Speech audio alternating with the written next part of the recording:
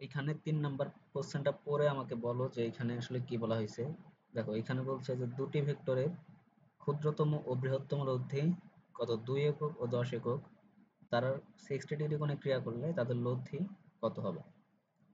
আচ্ছা এখানে আমরা দুইটা ভেক্টরের বৃহত্তম লব্ধি কখন পাই, যখন ভেক্টর দুইটা 0 ডিগ্রি কোণে ক্রিয়া করে।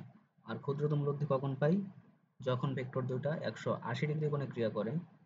এখন এই ভেক্টর দুটো যদি 60 ডিগ্রি কোণে ক্রিয়া করে তবে তাদের লব্ধি কত হবে। তাহলে আমরা একটা ভেক্টরকে ধরলাম পি, একটা ভেক্টরকে আমরা ধরতেছি একটা ভেক্টরকে আমরা ধরতেছি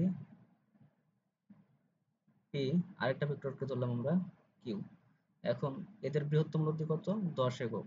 তার মানে আমরা বৃহত্তম লব্ধি কি জানি, ভেক্টর দুটার যোগফল। তার মানে পি প্লাস কিউ ইকুয়াল 10। আর ক্ষুদ্রতম লব্ধি বলতে আমরা কি বুঝি, ভেক্টর দুটার বিয়োগফল। তার মানে হলো পি মাইনাস কিউ ইকুয়াল 2।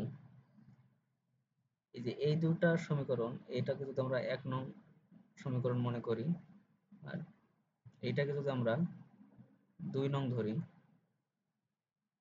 ধরি, তবে 1 এবং 2 সলভ করে আমরা পি এর মান পাবো 6 আর কিউ এর মান পাবো 4।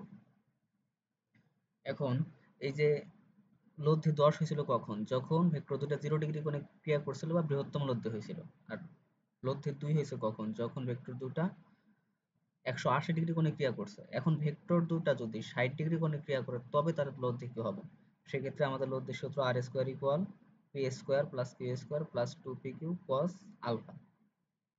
পি এর মান এখানে 6, কিউ এর মান এখানে 4, 2 এই যে পি কিউ এবং কস এই 60 ডিগ্রি। এটা হিসাব নিকাশ করলে আর ইকুয়াল আসবে 8.71। এটা হচ্ছে এই এমসিকিউর অ্যান্সার।